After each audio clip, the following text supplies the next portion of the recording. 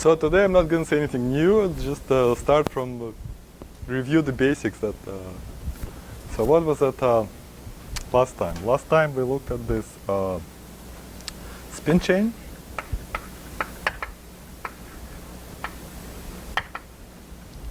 And the spin chain was, so this the Hilbert space of that was, we looked at defining representation of SU2, but might as well look at defining representation of SUN. So somehow just we can take, or GLN, so we can take, there's no CN, tensor, CN, maybe the length of chain times.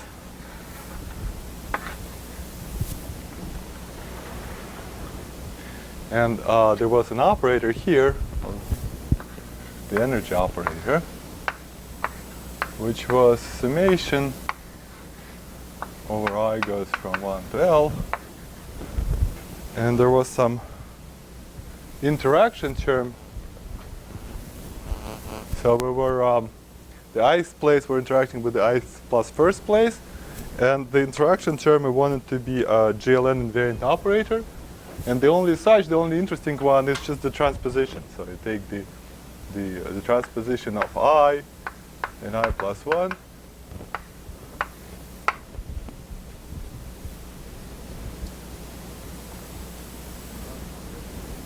You exchange interaction, you just exchange.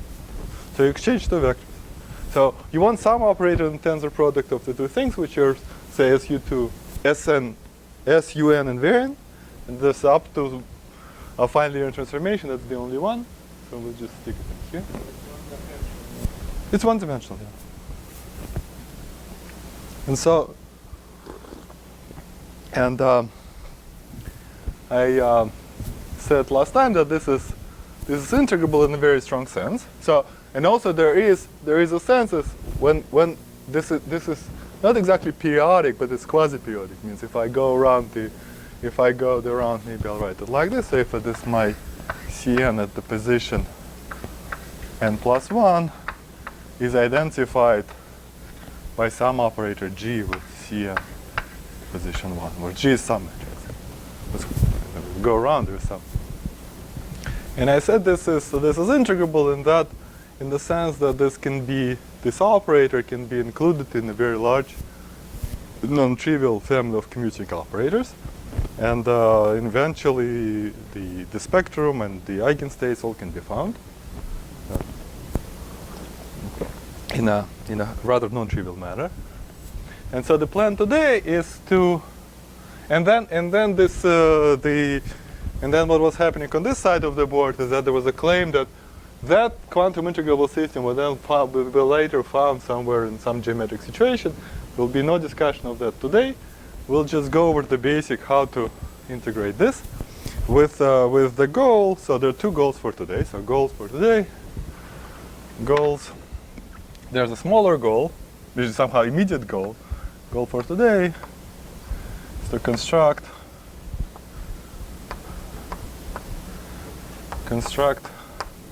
First, we're going to construct a certain algebra, which is called Yangian of GLN. GL with length. This is a Hopf algebra. So this we'll review what this means. It's a Hopf algebra. Algebra deformation of the universal enveloping of, you take polynomials with values in GLN. These are polynomials with values in GLN. They form, just point-wise, they form, or coefficient-wise, they form all the algebra. Take universal enveloping of this. And then second, you construct a maximal commutative subalgebra in here.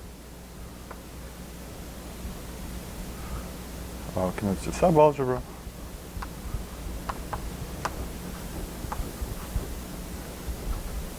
Where B stands for Boxer or beta, and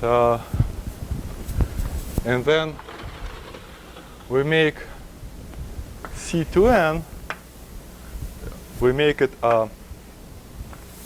maybe this is second and this is third. This is how we actually how we're actually going to proceed. Make this make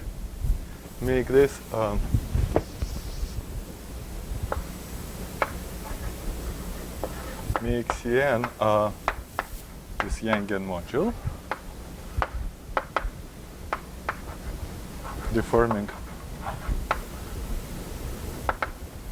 So this algebra has representations which you could just set t to any number. For example, you can say t to 0, for example, and you go to GLN. This is going to be an n-dimensional representation of this algebra. That's right, L. It was capital N last time, so I got it confused. Usually the length of G is little n, yes. So thanks, Shaggy. You're remarkably sharp for Friday, 5 o'clock. Deforming just this evaluation representation, which I'll just, I'll write it like this. So if I take polynomials, you can evaluate polynomial at 0, get the matrix. You could evaluate at any other point. And so then, and hence, then it also since it's a Hopf algebra, as we review in a second, Hopf algebra means that tensor products of modules are also modules, hence this Cn also. And then observe that the energy operator E lies in the image of this algebra B. And the bigger goal of all of that somehow, which is somehow real goal, maybe 0, would be to isolate the key element, maybe algebraic element, that will be eventually found in geometry. We will then later construct geometrical.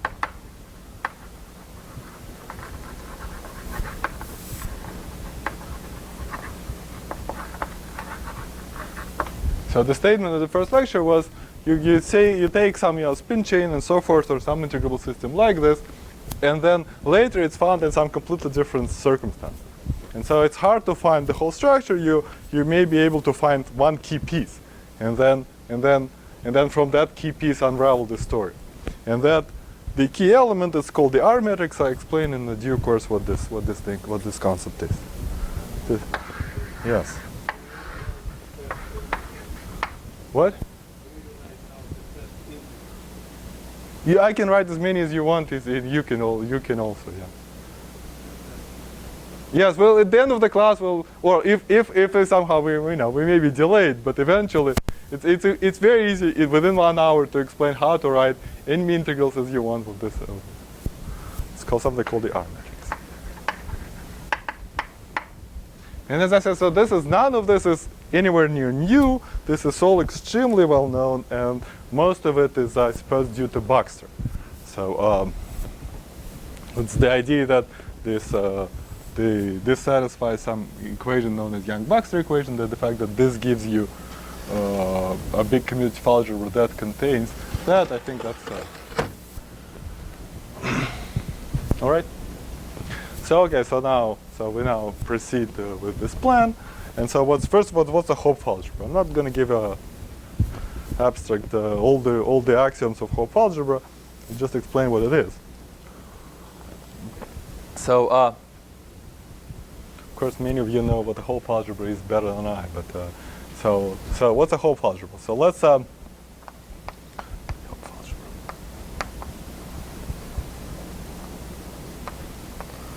algebra. So we explain by example. So let G be a group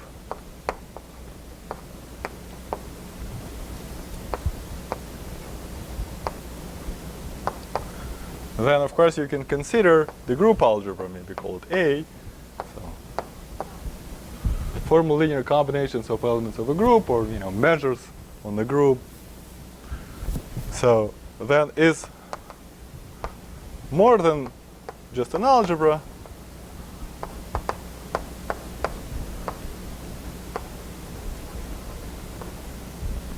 in that it has various structures that a general algebra would not have. Like if I look at A modules, have tensor product. If you have representations A module is the same as representation of a group, and there's a tensor product. Means that if algebra acts in two vector spaces, V1 and V2, it can also act on their tensor product. How does it act? This has tensor product using the map delta from the algebra to the tensor product of the algebra with itself, such that delta of a group element, well, is just G tensor G. That's clearly an algebra homomorphism, and this is how group acts. This is how group acts in representation. You just act in one and the other. Or in Lie algebra version.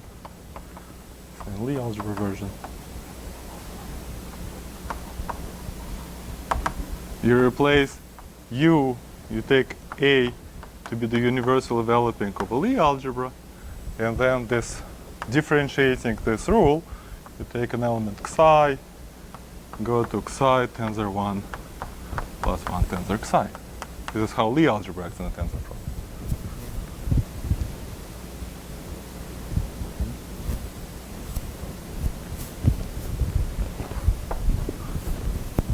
Also so first we can tensor multiply the modules. So it was the first piece of data. Another piece of data the general algebra doesn't have has a trivial representation. Has this tensor product has identity. The trivial representation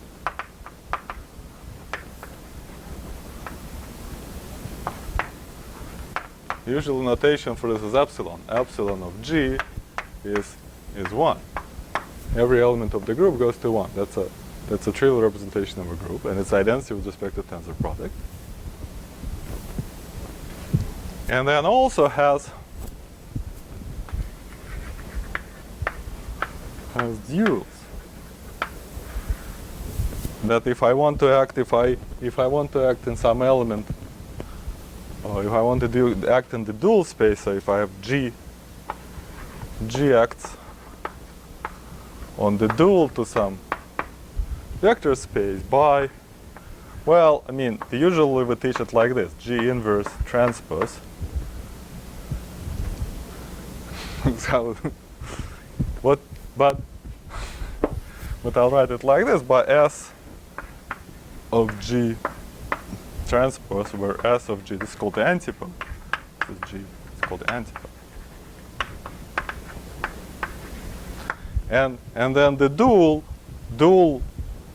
again is defined so that it's, well, I mean, one of the features of the dual, and then there's a canonical map to the trivial representation.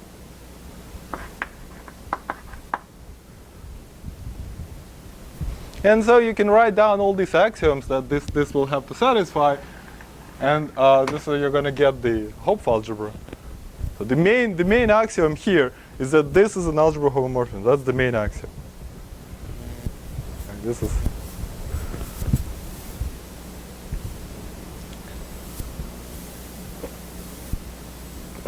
And of course, Hopf thought about this, the power of this property.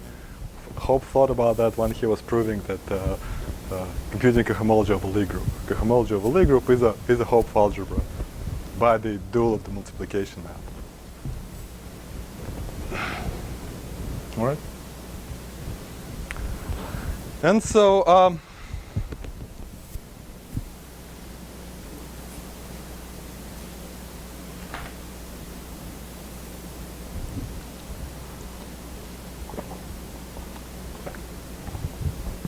And so in particular, so the universal developing, so then in the Lie algebra situation, or S depot of xi is minus xi for Lie algebra.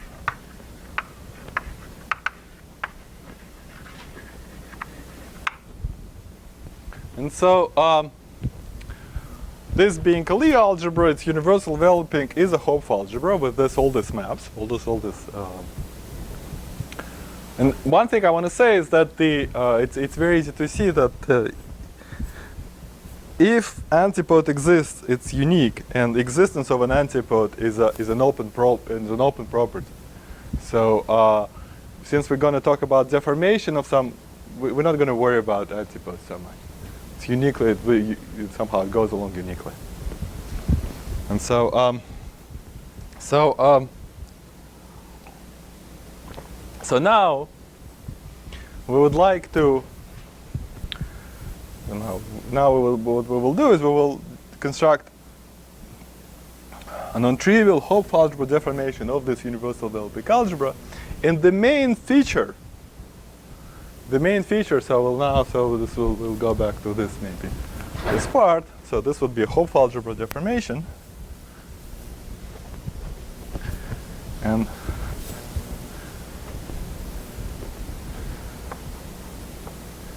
the main feature of this deformation will be that it's not co-commutative.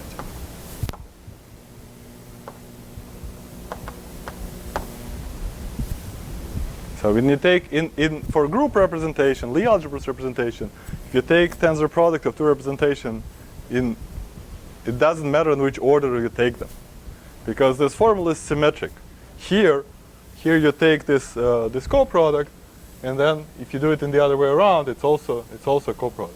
I mean, it's the same coproduct. In other words, here the coproduct of some element A will not be equal to permutation of the factor applied to the coproduct A. And so when you take tensor product of two modules, they will not be obviously isomorphic. They will be most of the time they will still be isomorphic, and this would be the tool by which we will identify the whole theory. But will not be the trivial. So if you take the two representation of a Lie group, if you take them one way, take them the other way, then just permutation of the factor is an isomorphism. But here it's not. It will be non-trivial mapped here.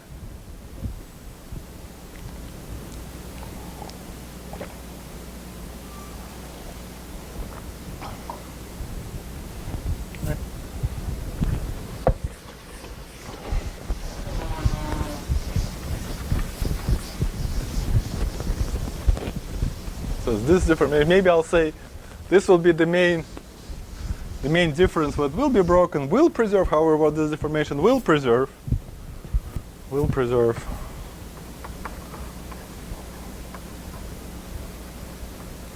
Two things will be preserved. One is the automorphisms. This algebra has an automorphism, maybe translation by t.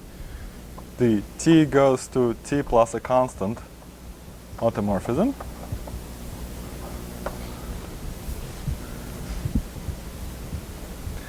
And it's fixed. So if you have a polynomial, it's to translate the variable, it's obviously an automorphism of the algebra.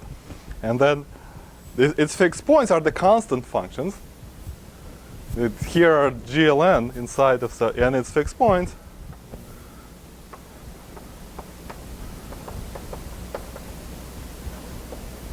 Namely, U of GLN will be sitting inside the Yang.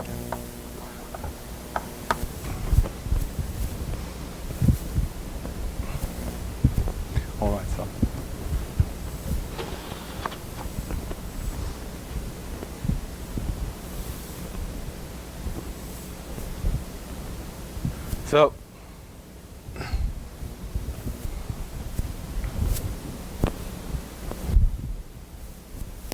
already discussed, we will be deforming representations. Somehow we'll write sigma 0. This will be a certain deformation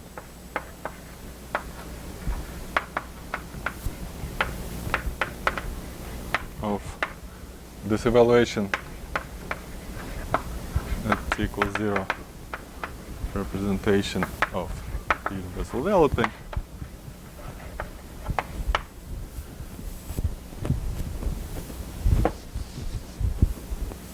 And then using automorphism, we can also compute it at any other parameter, maybe, I don't know, A or U. This is using recomposing it.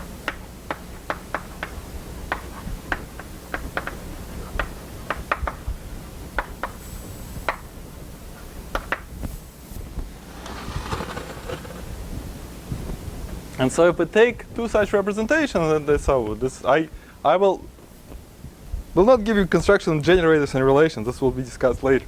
Because in the general situation where we had it, there will be generators and relations as a kind of a problematic thing. It's better to think about in different terms. So if you take tensor product to such,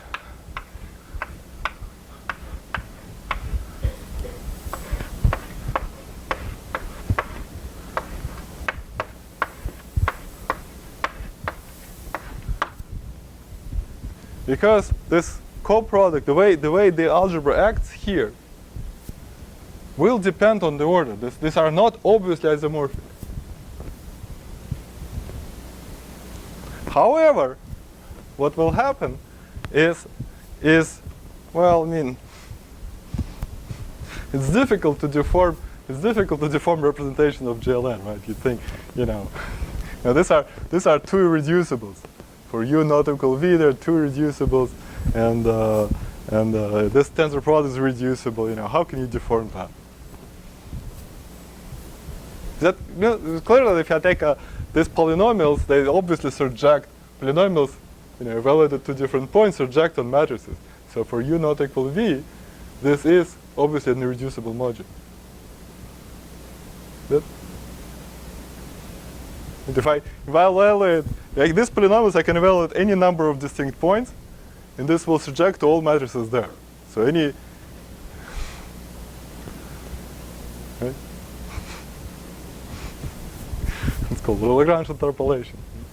So these are irreducibles, and how are you going to deform? How are you going to deform irreducibles? You can, and so what will happen is these are isomorphic, but not obviously. There is an isomorphism between them, which is traditional denoted. So there is isomorphic in some non-obvious way.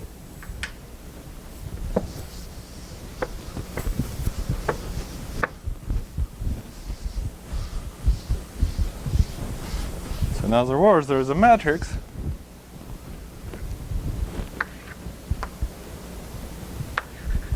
which is traditionally denoted R check, and it's a n squared by n squared matrix that is an intertwiner operator for two different actions of the algebra. And so then, since translation, so this is obtained by evaluating at different points, and translation is an automorphism, this can only depend on the difference. So this is U minus. It's an intertwiner. So intertwiner. And this thing will be, it'll be a rational function of U minus V, and so it will have some zeros and poles. So this is not an isomorphic for all U's and V's. It's a good thing. And this will have some non-interesting structure, but this will be for generic U's and V's. This will be isomorphic module. This is an integer. So rational. That was somewhat determinant of this is a rational function.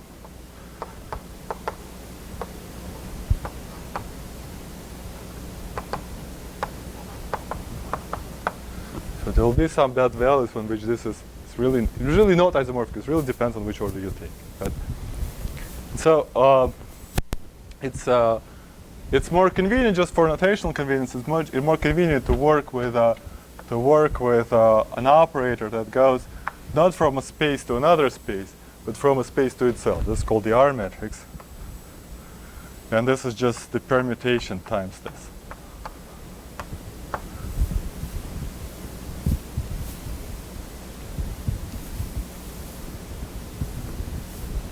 If we were in an undeformed situation, permutation would be the intertwine would be the permutation, that would be die density. And so it's more convenient to work with.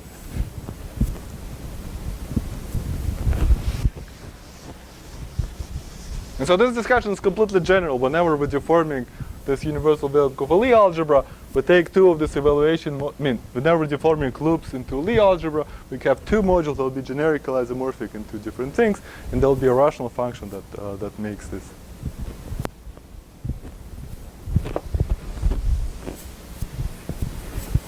So what do we demand from this R matrix?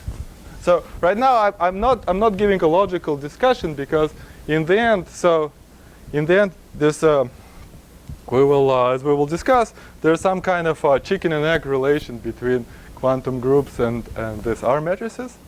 In that, if I given you the definition which generate this relation, I could have proven to you that this intertwiner exists. But it's from logical point of view, for a virtual application, easier to start with this and then reconstruct back the group. So at least for us, this be. So right now I'm just explaining what's going to happen, and then when it will happen, I'll just write down the formula for the R matrix. It's not going to be a complicated formula. You'd be surprised how simple it is. So, well, in this context. So what do we expect from this? We expect what we would like it to be, of course. We would like it to be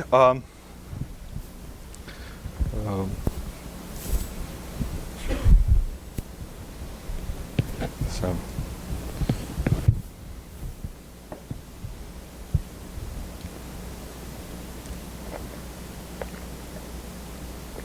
maybe in what follows, I don't want this notation a little too concrete. Let's replace it by notation V of U. Because it could be some representation of some Lie group. It doesn't have to be defining representation of GLF. And so what we would like this to be, well, we would like this R matrix, well, these things, we would like to be R, would like R.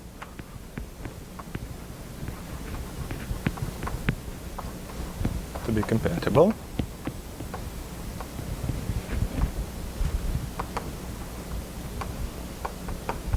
with tensor product. And that if I want to interchange some module V1, and the evaluation point I can, we're not gonna, we'll drop it from notation, with the tensor product of the two,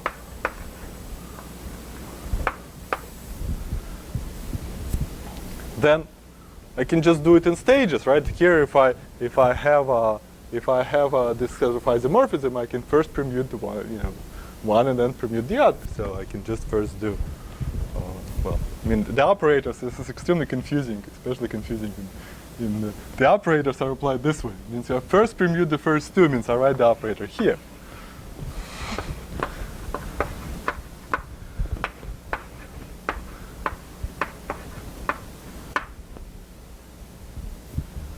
Means that acts in the corresponding, so these are operators in tensor products of three things, and this means acts in the first and the second space, and this is acts in the first and the third space. And it's extremely convenient to have a braid picture in the head. So it means if I have a braid, so think of the R matrix as an elementary braid. So if I have a V1, V2, V3, and I want to bring V1 over V2 and V3, then I first cross V1 and then cross V3. So first this crossing and then this crossing. And this is some condition. I mean, this of course, even if they're irreducible, even if all things are irreducible, this could be in principle up to some central element of an algebra, right? I'm just saying, this one intertwiner and another intertwiner. In principle, their ratio could be a central element. Could be something which commutes with everything. I mean, this possibility can be investigated, but it's not going to happen for us. So I won't discuss. And similarly, of course, the opposite move. If I take the tensor product of 2 and 3, well, now it's good now because now it's going to be written in the same order as the operators compose. So this is going to look like this. So if I take, I'm going to bring P3 over, so this means like that.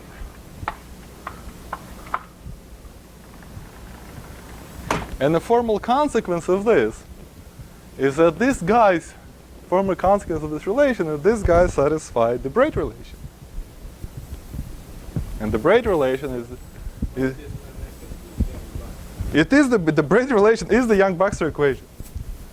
So there's a formal consequence of this. So like I said, in principle, there is this, Yang-Baxter, there is modified Yang-Baxter where central element come in. But this is not going to be for us. For us, it will be unmodified classical Yang-Baxter, and that's the one which is the braid relation. So the braid relation. So I can write it on the board, but to draw it, I have to use to draw the braid relation. I have to use my the formula I can write, but to draw braids, I have to look at my. So what's the relation? So I apologize. I haven't been sitting enough in Dave's office. So it's this equals this. So.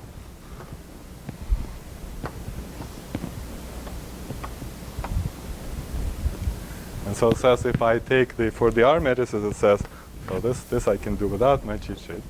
It says R12, R13, R23 equals R23, R13, R12. This is with the, so for us, of course, they all depend on the parameter, i.e. R is really a function, so R depends on some, R1, 2 depends on U1 minus U2 and so on.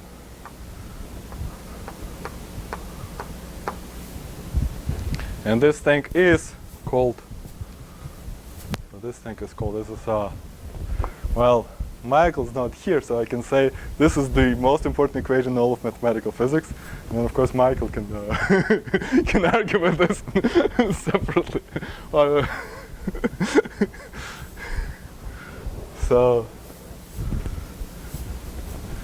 So then, and so on. So, yeah, Einstein's equation also pretty good, and Schrödinger's equation also pretty good. So it's one of those. It's if you got the Simon center, it's very prominently there. So the Simon center has like E equals mc squared type of thing engraved, and that's there. So this is called Yang-Baxter equation. And when it depends on a parameter, I mean, it's just braid relation. When it depends on the parameter, it's called spectral parameter. It's just name.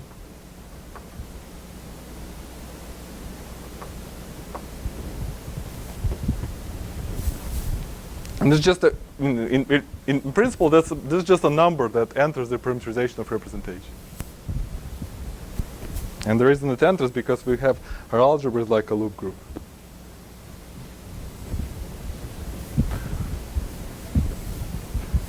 Now,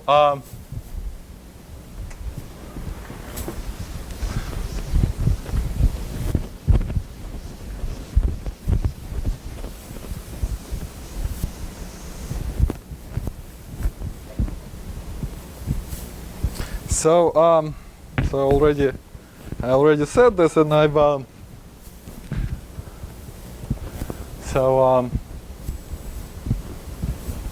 it's very nice to have these things which kind of resemble DNA here. Because the thing I think an extremely important point, which is, I mean, it's not a new point, it's a well-known point, it's extremely important, so important, I was gonna write it on the board, and don't laugh at me. And so then this is, the statement is that the theory of quantum groups, what's the theory, what's a quantum group? Quantum group is the Hopf algebra deformation of either the group, one of those, either the group algebra of a group, or maybe it's dual, it means the functions on the group, or maybe universal enveloping. This is called the quantum group, and there's the solution of solutions of Yang-Baxter equation called R-matrices. And had I started from generators and relations, if I given you this by generators relations, I could have proven to you that these two modules are generically isomorphic, and then deduced everything I said. So there is this functor, which means like if you have think of it as a chicken, then you can get an egg, like an egg functor. But point is that egg already contains the DNA and everything, and so if from the egg you can backwards reconstruct there's a chicken functor back. And that's this point of view that we will take. There are abstract theorems to that effect, that if I take a tensor category versus if I have something like this is called braiding, and if I have a tensor category with braiding, then it is a category of it's some full subcategory of modules of some Hopf algebra. There are abstract theorems to that effect.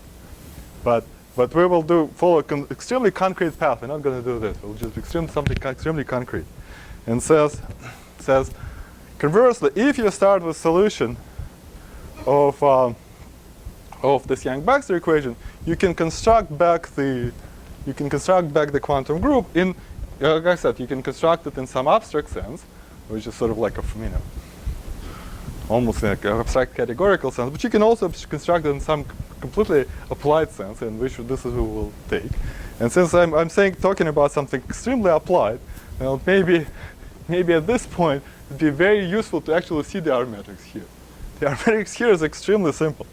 This R of u, it's defined only up to a constant, and the convenient normalization always for us will be, so for us we will always normalize it, that R of infinity is 1. And so then this R of u is then 1 plus permutation divided by u. So this is deceptively simple. In this example, if you go to a more general representation, it's going to be much more interesting metrics. But in this example, it's just this. And the fact that it satisfies the Yang-Baxter equation, this is kind of a nice exercise. It includes the braid relation for the permutation, and also very useful rational function identity that you might have seen before. So okay. So now how are we going to do? I'd like to explain how if you have, and this is how. And so it's this object that we will, not this particular object, but the solutions of, it's solution of this equation that we will be able to construct geometrically, and then we'll have to go back and follow, in some kind of bigger generality, the road I'm going to explain now, to construct a corresponding quantum group. Yeah? So it starts with the inverse argument and Mm-hmm. write on the arbitrary. Right. Like you say that there are a little bit combining matrices or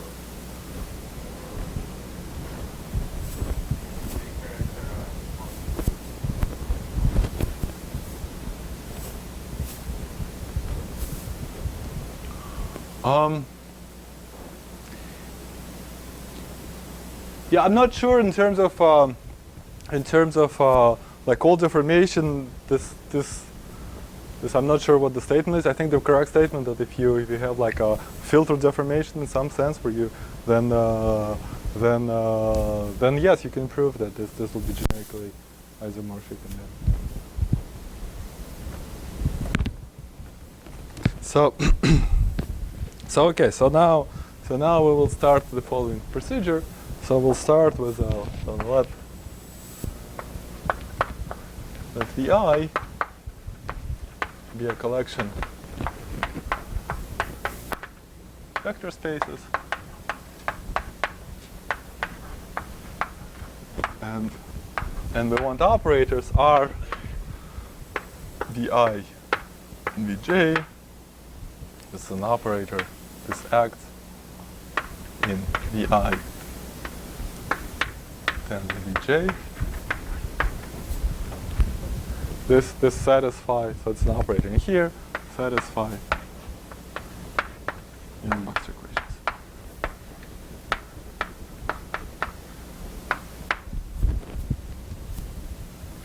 meaning that whenever we have a triple, then we can write this equation, and then it has to be satisfied.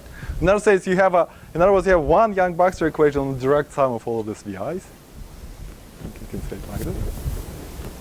We assume by these rules, by these two rules, maybe I'll put star here. That's not such an important rule. A star may assume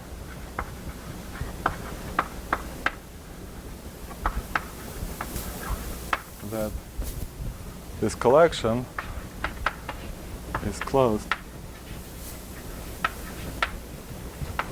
on the tensor product. Okay? Because if I have some solution and I define new solution by this, then it satisfies it, and they satisfy the. If I replace a braid by a double braid, that's the same, satisfies the same number. So even if I started with a finite, I'm now going to a countable collection.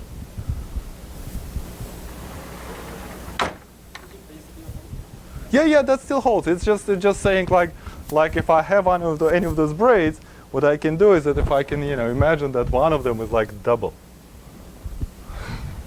right? And so this is still satisfied. So what was the first, right?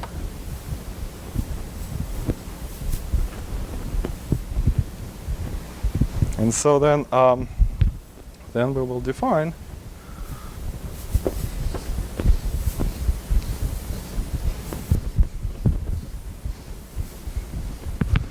so it's like I said, these guys form these spaces will form some kind of will generate some abstract braided tensor category, but this is not what we're after here. So we define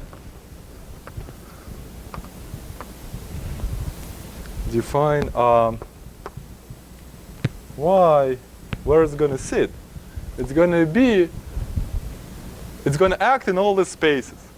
I mean, all these guys would be modules of this algebra, meaning it's going to sit in just an infinite product of the endomorphisms of all this. Define it like this. So by as matrix elements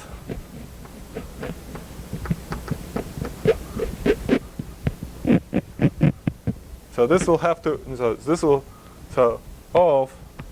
so take any of these spaces and take some other space called auxiliary space. So you take R, one of these, but this will will play a separate role, and so we'll denote it separately. Vi, so this acts in W Vi. So you have some operator here, matrix elements in W. So what you're allowed to take is you have some operator in the tensor product, and now you're allowed to take arbitrary auxiliary space. This is called auxiliary space. And of course, spelling auxiliary is a major challenge. So I'll save it for later.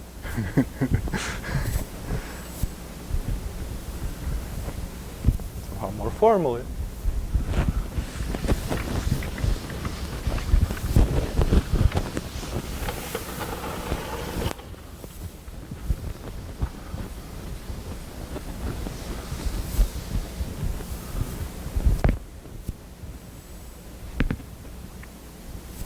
More formally, if you compare some so if some M is an operator, it's an endomorphism of W of finite rank.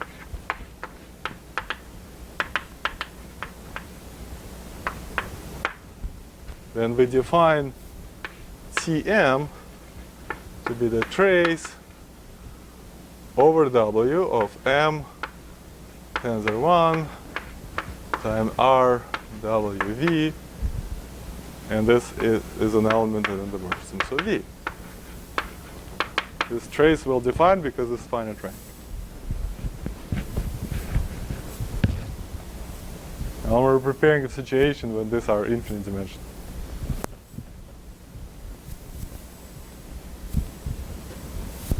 Okay, so y is just the span of all of this. So this defines, okay, for all w and all m, this defines an operator in V, so it's an element in here.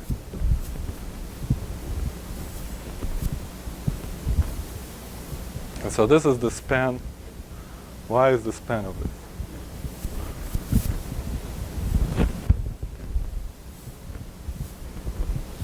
And so first observation number one is that this is an algebra.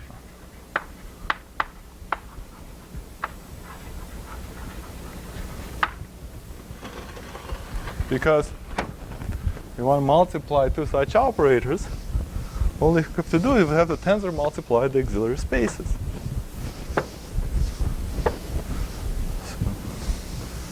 Because if I take T m1, T m2, it's the same as T m1 tensor m2.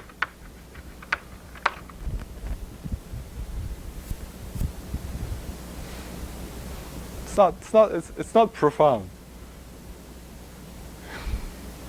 It's just saying if I want to multiply with some operator in here, I take their product where I multiply in my space here, but in auxiliary spaces I take the tensor product. Then I take new matrix elements there, there'll be products of operators here. So it's elementary. Second observation too, they satisfies Yang-Baxter replies. Gives the following commutation relation. So where is the commutation relation going to come from? Is it if I take, you see this is happening. What was this guy? Where was this guy sitting? So this was maybe I'll erase this and we will have. What's this guy? What's this guy doing here? It's the trace over W1 and W2, the product. Then I take here M1 tensor M.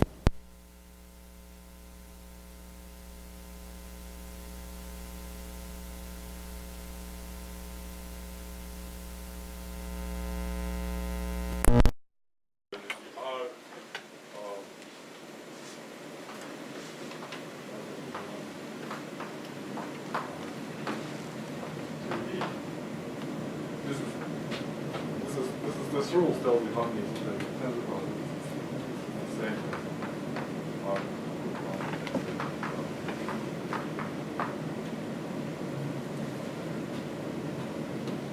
And so now you see if you want these two placed in an opposite order, that's precisely what Yang-Baxter lets you do. So this commutation relation, so that is my observation number 2. That is fine.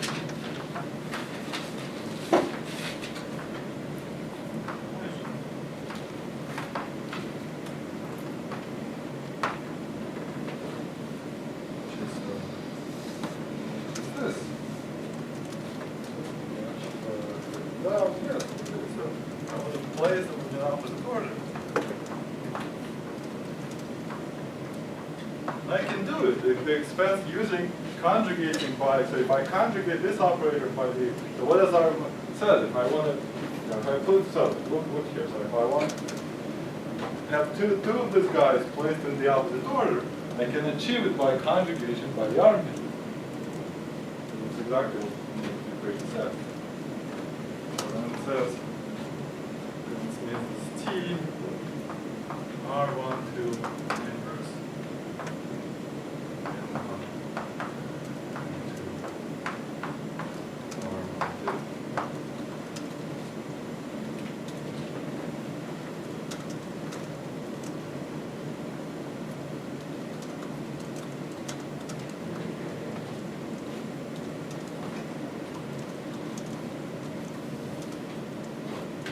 In our case,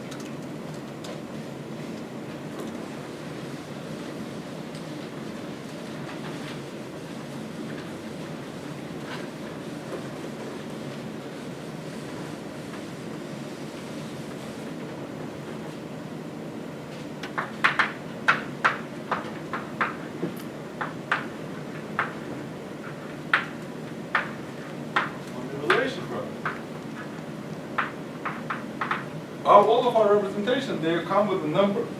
And they all of them deform evaluation representation of the algebra at some point.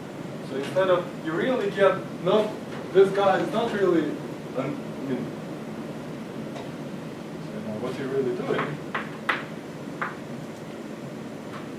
namely you take, maybe I'll denote it T, so divide.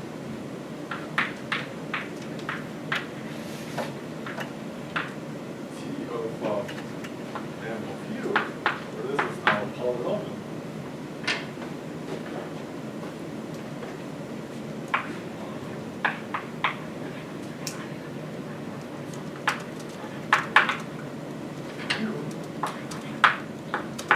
Like this, I think just the same thing. I take trace, so my space W, which is imagine evaluated with Q, but this is just the vector space is the same thing. Trace doesn't see this. What it's going to see is that if I take my if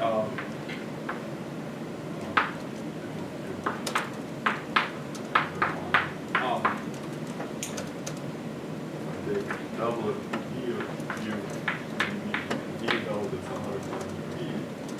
This will now depend on U. This depends on U. This is a function of U now. And then in our case, it was like in our example, this would be dependent. Like in G, it could be like 1 plus a permutation over to minus the relation. So now this is a function of U. It's convenient for me to make an operator, not a function, it's convenient to take a coefficient.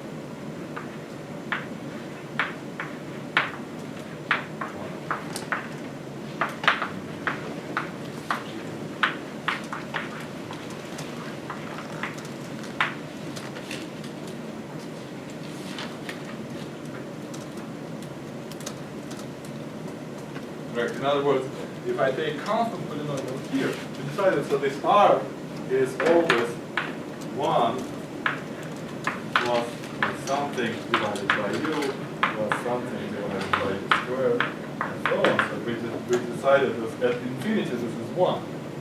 So there's no point of taking the coefficients of 1.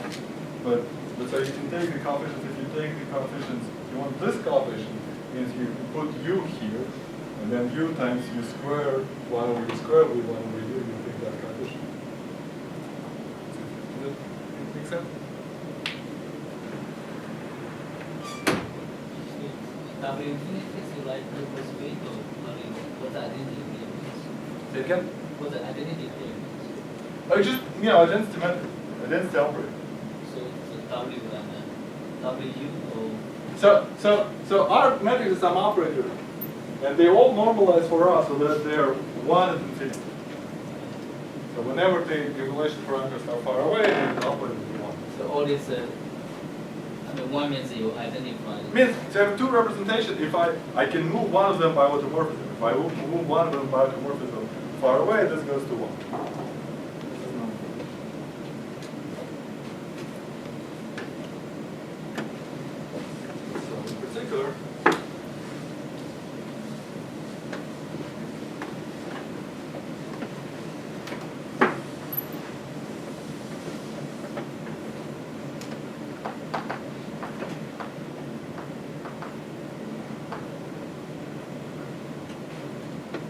Particular, we can consider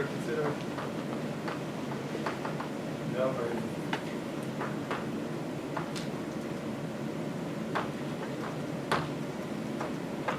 M, where M is now a constant.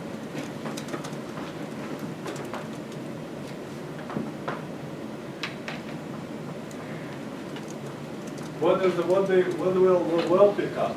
So this is a constant thing. So if I take a 1 over U coefficient, I'm picking 1 over U coefficient 3. So this I'll pick.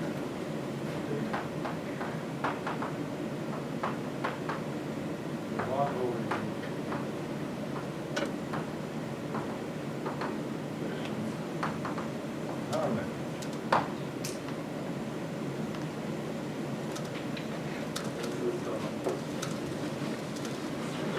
So this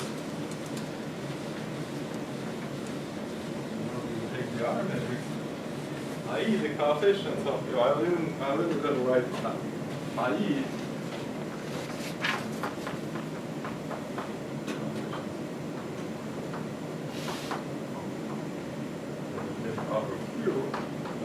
As I said, this has this expansion, but it's one of the U coefficients that has a special name. It's not a little r. And this is called the classical argument.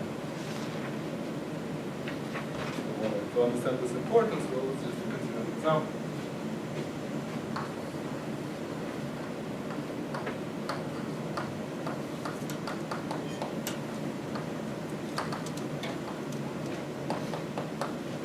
Once we consider the importance of this, now let's go back to our GLN situation. So if I was to form a GLN situation, we have the R-matrix. If I took Cn equals to U, Cn some other parameter B, then this has 1 plus the permutation of the function over B. Now, of course, if I take this only had this part, right? But if I take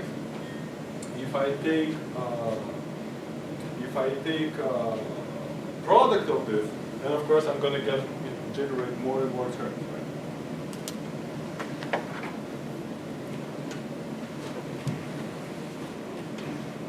Incidentally, maybe here it would be good to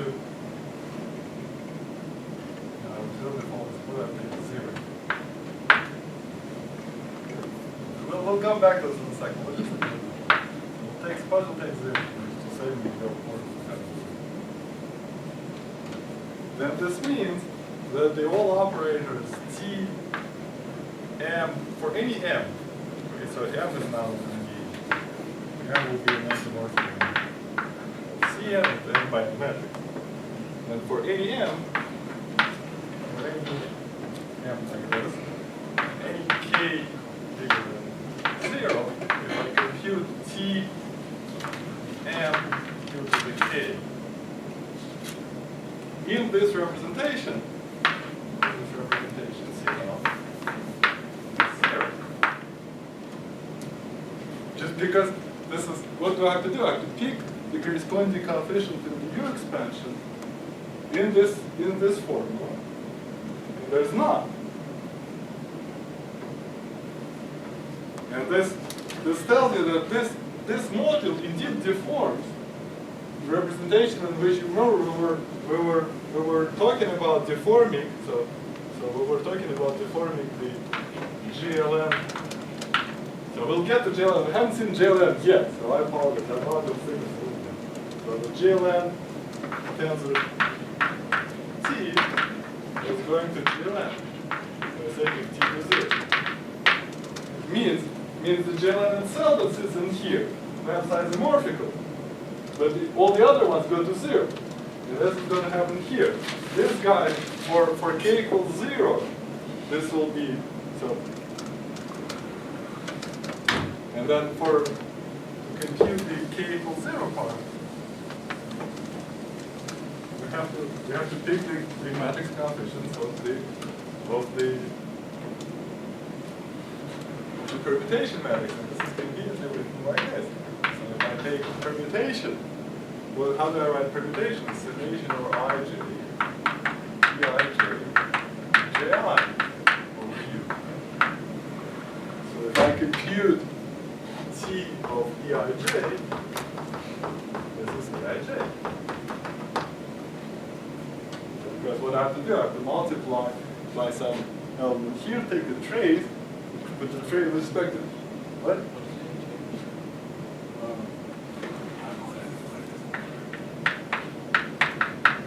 I've written for you the matrix element of the permutation matrix.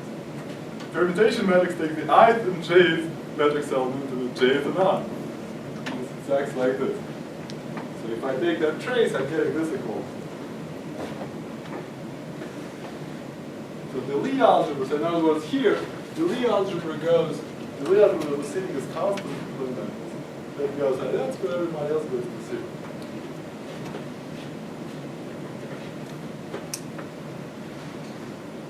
But that equality, if you think about it, if I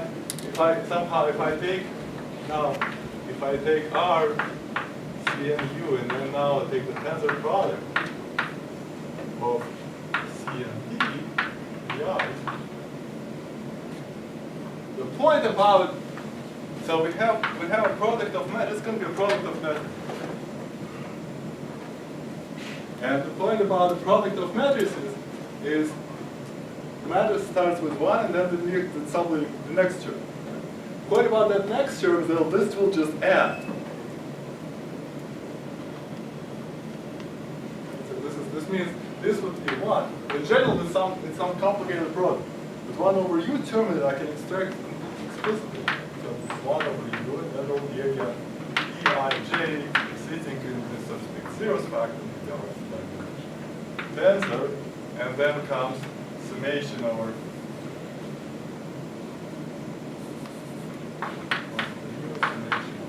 k, and then I take 1, and k place, and k I, and then 1.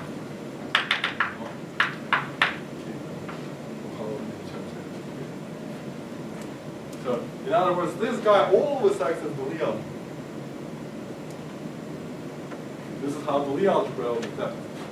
If I pick this coefficient, this is going to act like that. So in general, again, Yang-Baxter implies, so this is an exercise, and it's not that complicated, it's an easy exercise. It says that they operate as Yang-Baxter implies that the span,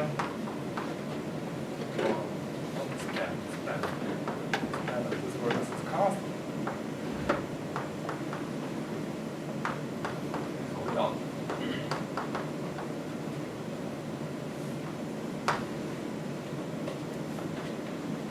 With the bracket you can write explicitly. So the bracket you write with brackets.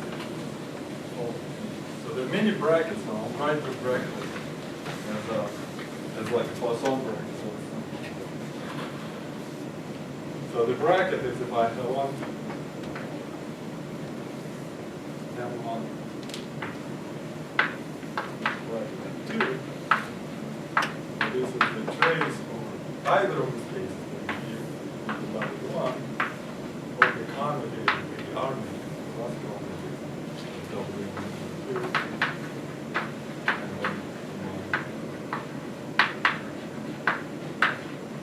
then this just follows from formula. This is just expanding this formula, but then the statement in Yang-Baxter implied that this is something.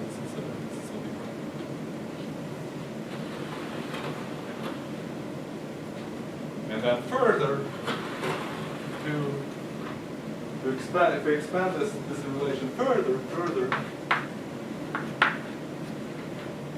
if we expand this relation further, what we'll find if I take the commutator T maybe M1 under K, and then commutator T M2 under L, this would be the first order term. But the first order term, in the first place, if you expand the R-matrix, it will be a term which is 1, right? Then the term that is 1, and that will just be the commutator, which is placed in the opposite order.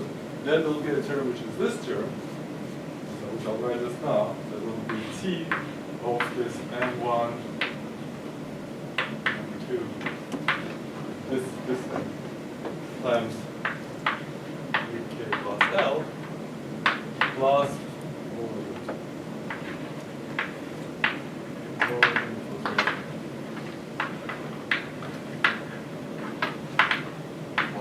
so you can filter the whole Yang by this. When's the smallest K for which is some operator Q. When these are generators, and how far you have to go into these generators as a filtration. And so the statement is that this is going to be that. And so like the whole Yang generated by like the K equals 0 and 1. Well, it depends. This algebra may not be generated by its commutators. If the algebra was semi-simple, it was generated by the commutator. It depends. Like if the algebra is generated by the commutator, that's true. JLN, for example, is not generated by the commutator because the kind of scalars do not get this commutator. So that shows that the algebra is, so if you forget about this, this is the commutational relation in here. This is how the polynomial was commuted. What's the commutational relation? You take commutation of two monomials, you just commute matrices and then the powers of the monomial. That's this commutation. And that says this is a filtered deformation of the algebra 1.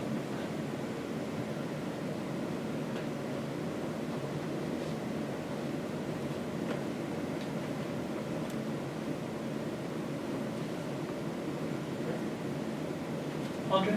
Yeah. Sure. What was the end of that? Lower in the filtration by So what? so you have algebra. You can assign each generator some number, and then you can filter it by whatever the sum of these numbers will be an increasing filtration. And the number I'm going to assign here is just the degree of u that's needed to be to this generator. I'll assign degree k. So in this language, these are degree 0, and then these are things of higher degree. And the same that they commute as if they were just polynomials with values in this Lie algebra, modulo log term.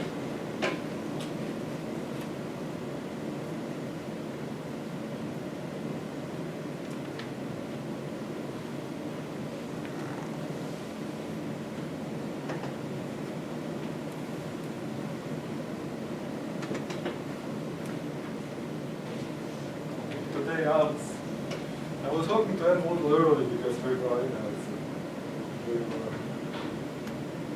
many of you into more challenging talks early in the day. You're on a break.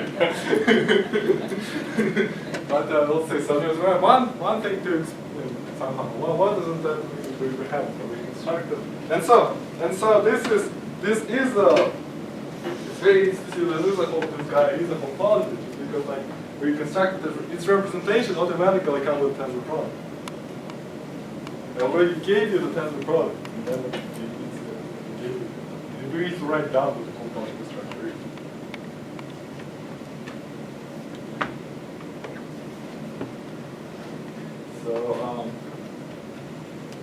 So now we come to kind of the most beautiful point of all lecture, the whole lecture, but maybe you're kind of tired. But I'm hoping that you'll be so struck by the beauty of it that this Baxter originally discovered how to write with some algebra.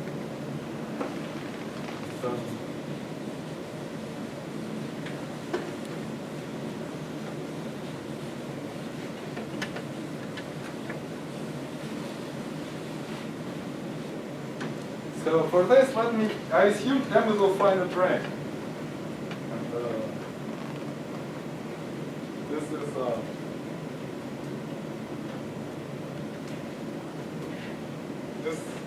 this in applications. I'll explain how to circumvent this because I'm going to take identity now.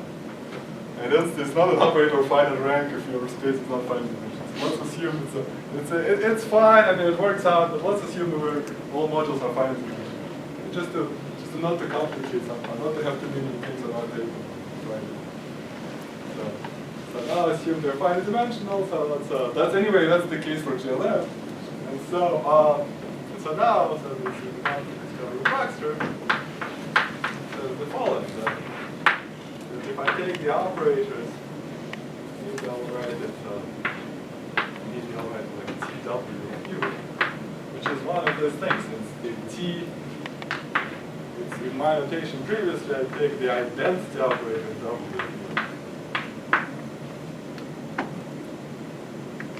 Except meaning I want to keep U here. So I'll write out with it. write down the actual definition.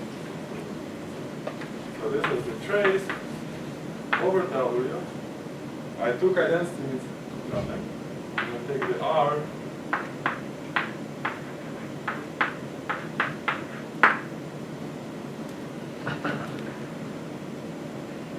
So we define this. And then Baxter says that this guy's commute.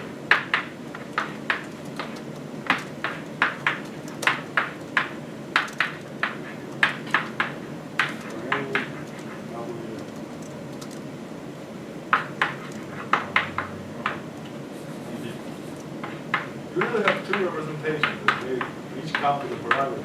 The data is the separation here into the space and the parameters is kind of artificial.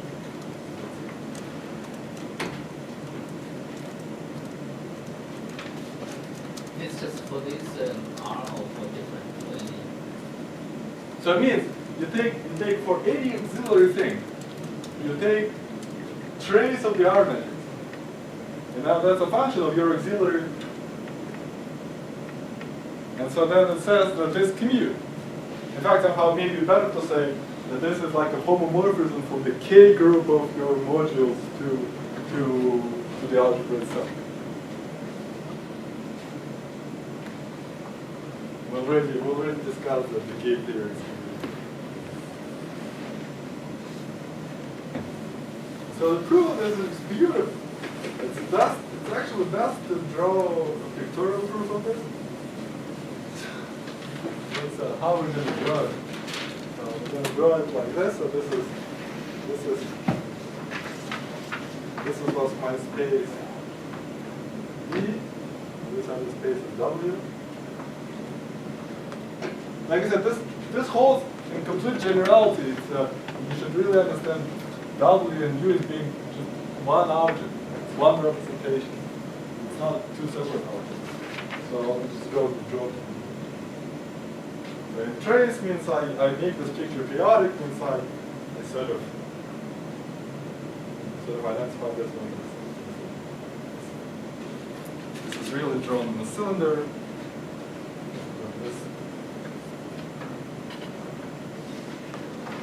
This boundary identified with it. Again, here I have this crossing represents the R matrix as an operator from tensor product of W. Oh, that's not how it's done.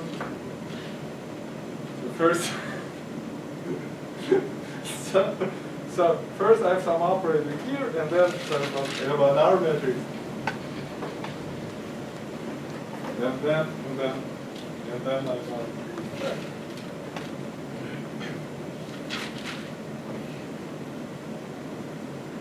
That's typical if I think of this picture as a tensor, so it has like a four-element tensor, and I convolve this to here, and I convolve this tensor with the endpoint of this tensor, and I'm going to get this product of traces. So, okay, maybe this is a picture. So what is this picture of? This picture of trace. Picture is the product. It's a picture of the trace. W1.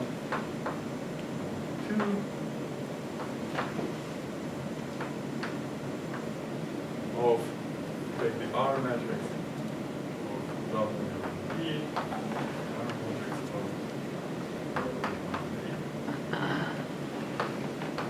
is my equation T of W.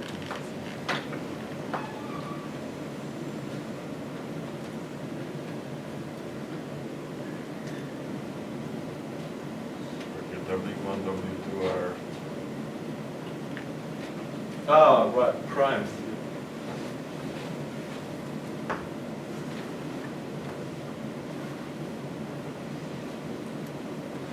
So I could have did all the manipulations here, but I think it's better to do it pictorially. So the first is somehow nothing is going to happen. First thing is nothing is going to happen. I'm going to insert the matrix and insert.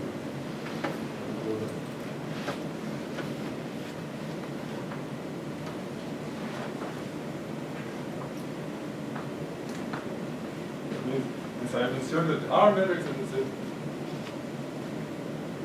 multiplied inside my trace. I put an R matrix in the center.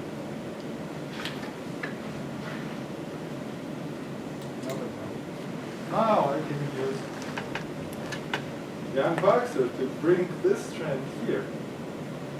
This is not this. Here we use the R inverse R and then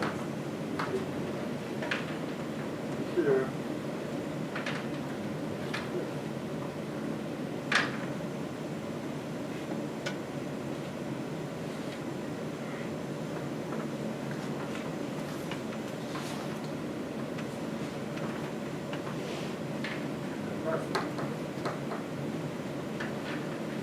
And the point about it is that this is where prime was sitting, and this is where and this will be W would be here, W prime would be there.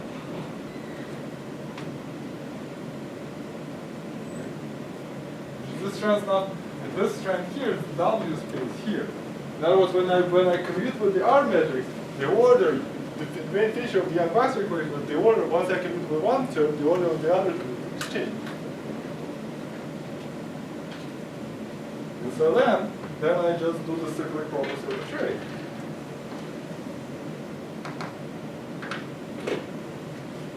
The cyclic property of the trace will tell me that this I can bring around here.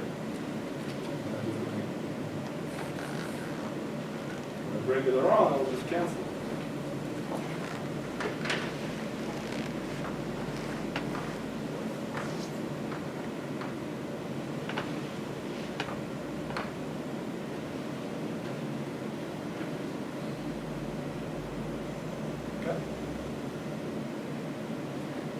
You can totally do it here. I think it's easier to run the sample time.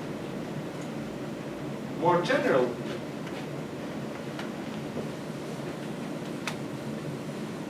Same argument.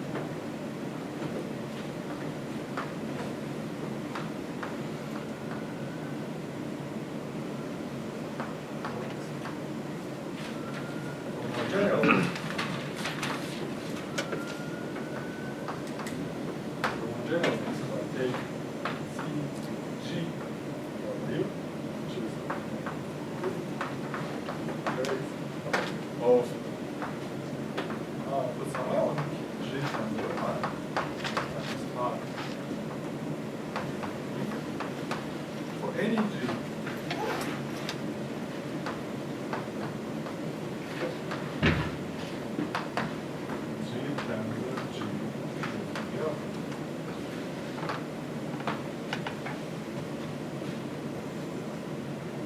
Because what's happening here will be a G sitting somewhere. So we can maybe represent this G by the top. This is not G. Not G. This dot will be sitting.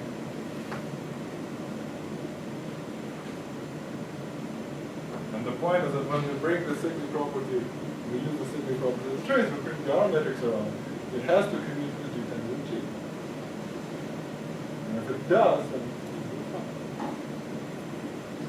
and so these are for fixed G. Here G is fixed.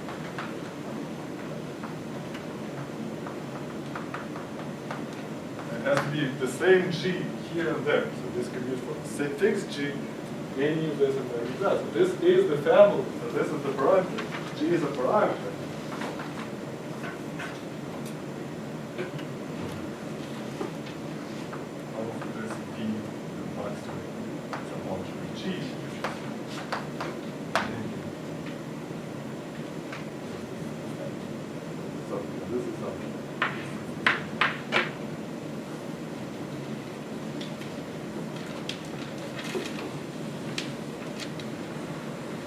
That's commute.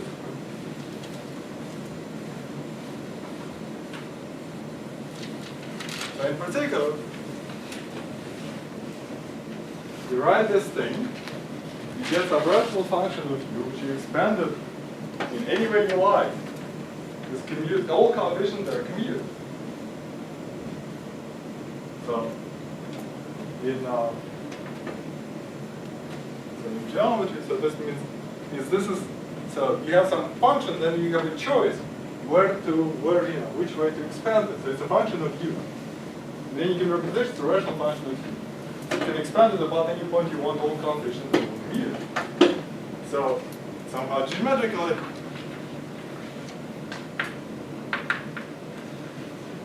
it's natural expansion point.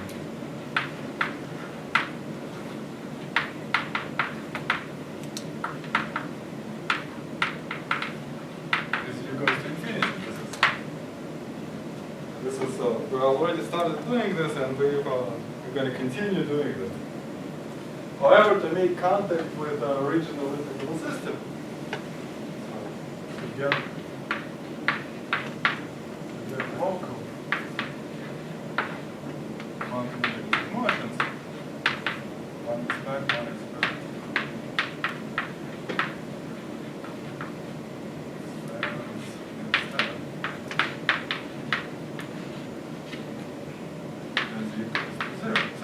So the operators one will get, so some operators and it has a product, and the operators one will get from this procedure, if I expand it to infinity, they won't be local in the sense that they will, every term will involve parts in the tensor product far away interact. This is not what some people consider natural. People like to say, I'd like an operators where every term involves only finite many neighbors interact. And so then what is u goes to infinity? Well, I apologize somehow. If I multiply by u, it's pretty late in the day, so if u goes to 0, this goes to permutation. So if I take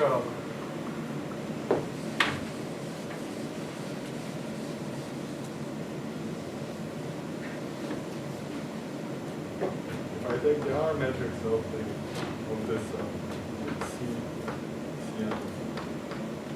U and C and 1. Yeah. And again, if I do similarly multiply by U, the length changes that. Yeah. This would go to the product with this permutation, so this would be 0 and 1, 0 and 2. Well, this is a long cycle.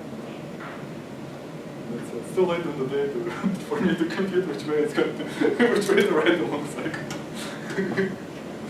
and so then if I take this guy and instead of computing the limiting term, I can compute the sublimiting term. So if I take log of this commuting family, and I expand it, so then this will have, of course, this will start with this term, and the sublimiting term will be then this guy. If I look at the corrections, some change in u, square, so on.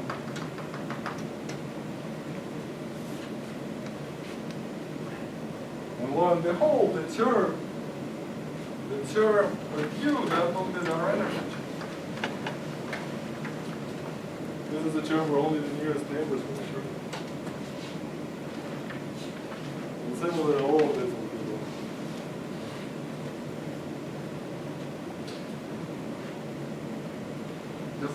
This is an algebra. You say, if I take this product and then remove one term. So what am I saying here? Take this product, remove one term in all possible ways, and divide by this product. So then I get the sum of the permutation. Sum of the nearest neighbor's transformation.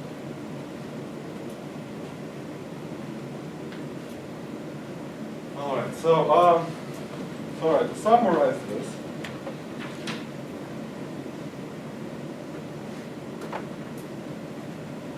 and if I do it with this And if I do it with this element G, I'm going to get this twisted boundary condition.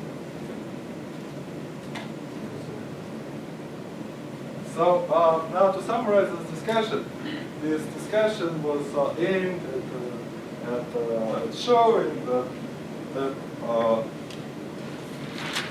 if you can find through algebra or geometry or some other way a solution to Yang-Baxter equation, then you're in business to produce reproduce a large chunk of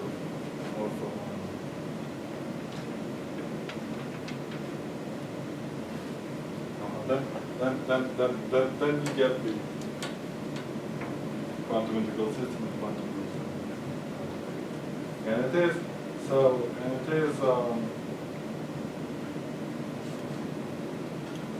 our next step is to have a geometric construction of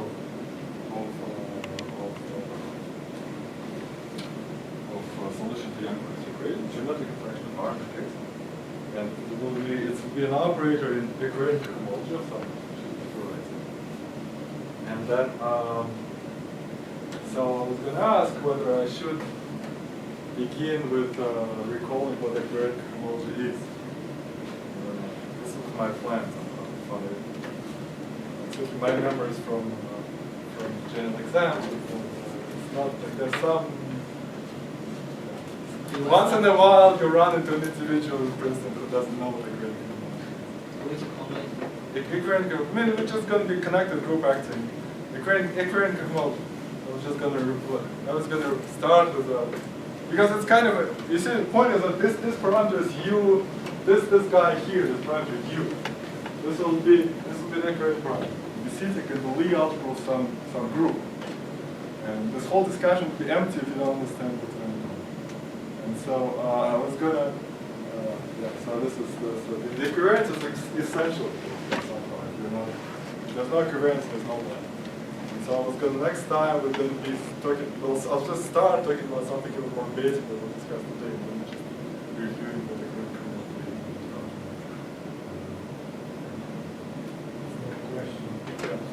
Is it possible to receive new integral system of statistical mechanics? Yes, of course. So as I said the last time, so if you stay, so if there's some so you're going to get in, so, at the end of this course. I mean, if I make it that far. So at the end of this course, there'll be some kind of box out of which